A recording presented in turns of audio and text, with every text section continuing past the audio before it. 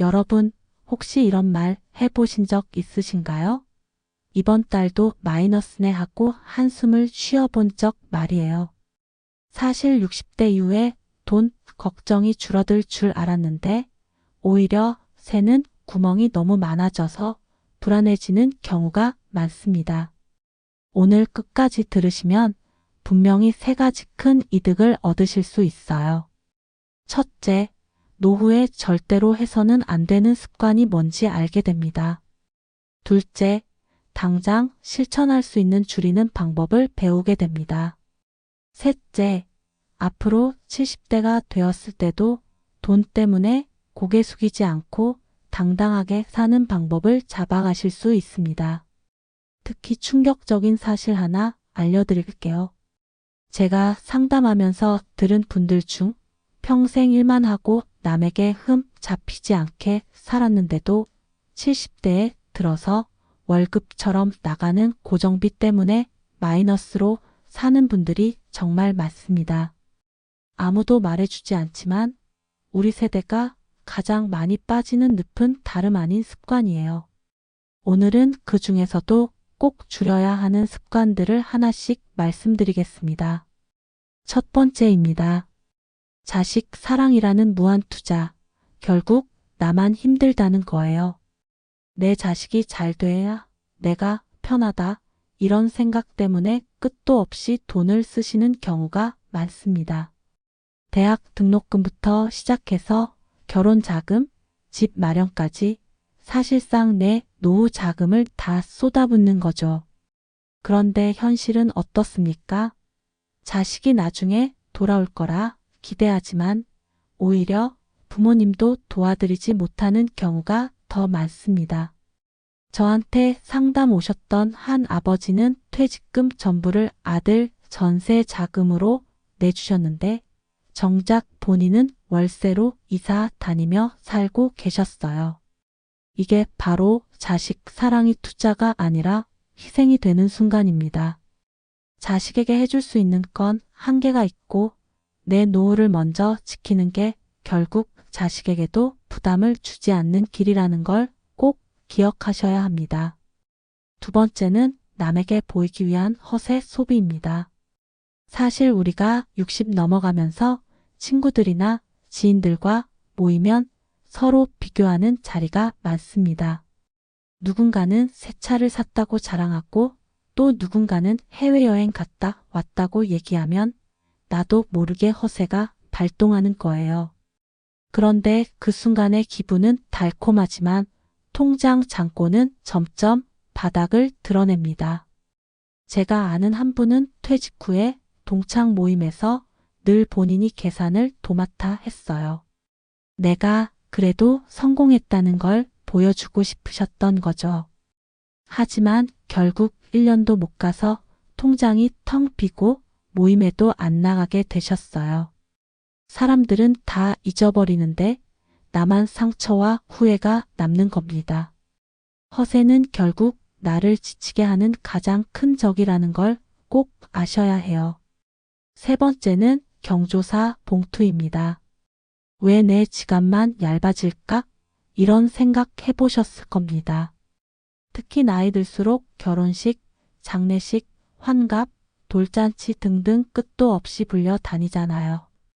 여기서 문제는 남루치 때문입니다.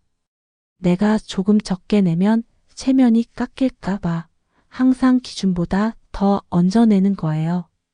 그런데 생각해 보세요. 그 사람은 정말 내 인생의 중요한 사람입니까? 가까운 가족이나 정말 소중한 친구가 아니라면 정성만 담아도 충분합니다. 제가 아는 한 분은 1년간 경조사비로만 1,000만 원 가까이 쓰셨어요. 그런데 정작 본인의 생일이나 기념일에는 아무도 챙겨주지 않더라는 겁니다. 이게 바로 내 지갑만 얇아지는 습관이에요. 반드시 기준을 정하고 거기에 맞춰서만 내셔야 합니다. 네 번째는 과시형 여행입니다. 추억은 남는데 빚도 함께 남는 경우가 정말 많습니다. 요즘 60대, 70대 분들이 여행을 많이 다니세요. 그런데 문제는 내가 어디 갔다 왔다 하는 걸 보여주기 위한 여행이에요. 사실은 즐겁게 다녀와야 하는데 사진 찍어서 단체방에 올리고 누가 보냐 안 보냐 눈치 보면서 여행을 다니는 거죠. 그러다 보니 필요 이상으로 좋은 호텔을 예약하고 남들이 가는 유명 맛집만 찾아다니면서 쓸데없이 돈이 새는 겁니다. 제가 아는 한 분은 은퇴하고 나서 매년 해외여행을 다니셨는데 카드값이 쌓여 결국 연금을 다 갚는 데 쓰셨어요. 추억은 사진 속에 있지만 통장은 빚더미가 된 거죠. 여행은 보여주기 위한 게 아니라 내가 진짜 쉬고 힐링하기 위한 겁니다. 가까운 곳으로 내가 감당할 수 있는 범위 안에서 가는 게 진짜 여행이에요. 5번째는 건강 불안을 자극하는 TV 상술입니다. 나이가 들수록 건강이 제일 걱정이죠. 그런데 이걸 이용하는 상술이 너무 많아요. TV 홈쇼핑, 아침 건강 프로그램 보면 이거 안 먹으면 큰일 난다. 이 약이 혈관을 싹 청소해준다. 이런 식으로 불안을 자극하죠. 그러면 마음이 흔들리고 결국 비싼 건강식품을 주문하게 되는 겁니다. 그런데 실제로는 대부분 우리가 먹는 밥, 된장국, 제철 나물만으로도 충분합니다. 제가 상담했던 한 분은 건강식품만 집에 쌓아놓고 정작 병원 검진은 안 받으셨어요. 몇 년 지나서 병원에 갔더니 이미 큰 병으로 진행돼 있었죠. 중요한 건 돈을 쓰는 게 아니라 정기적으로 병원에 가서 검진받고 생활 습관을 관리하는 겁니다. 불안은 돈을 빼앗아가는 가장 큰 도둑이에요. 6번째는 교체가 부르는 소비 악순환입니다. 멈출 때를 알아야 합니다. 옷, 가전제품, 휴대폰 아직 멀쩡한데도 자꾸 바꾸고 싶어지잖아요. 주변 사람들이 새 걸로 바꾸면 괜히 나만 뒤처진 것 같고 그래서 계획에도 없던 지출을 하게 되는 겁니다. 특히 휴대폰 같은 건 전화 받고 문자 주고받는데 아무 지장 없는데도 최신 기종이 나왔다는 말에 덜컥 바꾸는 경우가 많아요.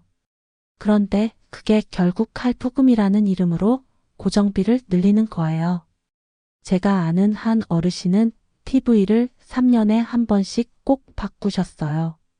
화질이 달라졌다는 이유였는데 막상 새 TV를 사도 볼 프로그램은 똑같더랍니다.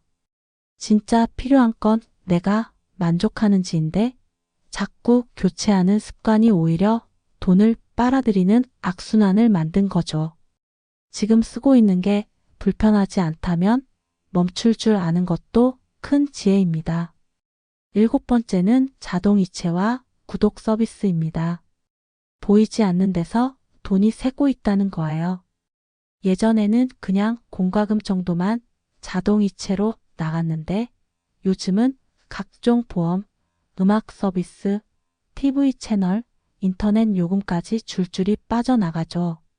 그런데 문제는 내가 쓰지도 않는데 계속 돈이 나가고 있다는 겁니다.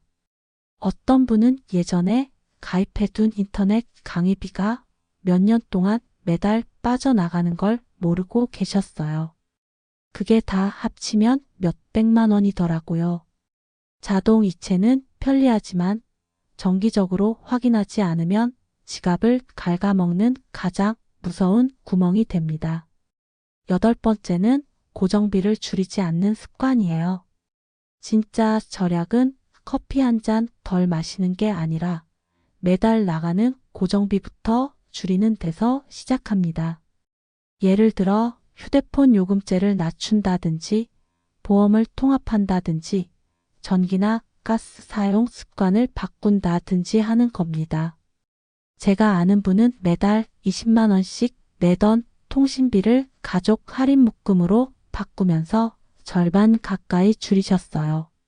그 돈이 모여서 1년에 100만 원 넘게 절약이 되더랍니다. 작은 줄임이 아니라 큰 틀을 바꾸는 게 바로 노후 자금을 지키는 핵심이에요. 9번째는 예적금 원금을 건드리는 습관입니다. 절대로 해서는 안 되는 행동이에요. 급할 때 잠깐 쓰고 다시 넣어야지 하고 원금을 깨는 순간 노후의 안전망은 무너집니다. 이 돈은 절대 건드리면 안 되는 내 마지막 방패예요.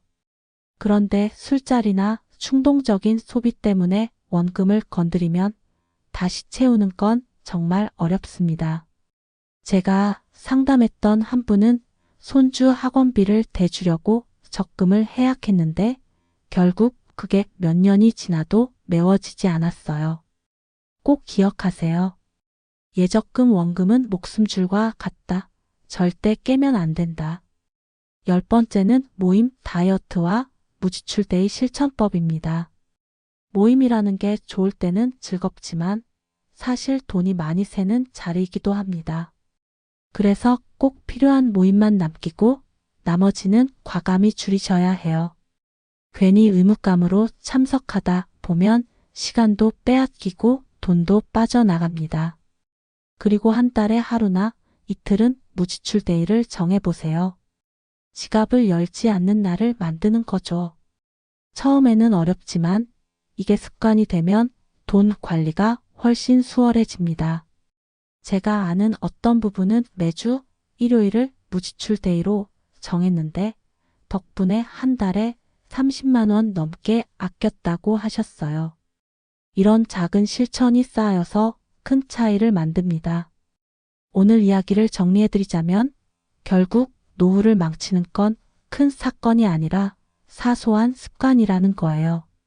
자식에게 무한정 쓰는 것, 허세, 소비, 자동이체 같은 눈에 안 보이는 새는 돈들 이걸 줄이는 게 바로 평온한 노후의 시작입니다.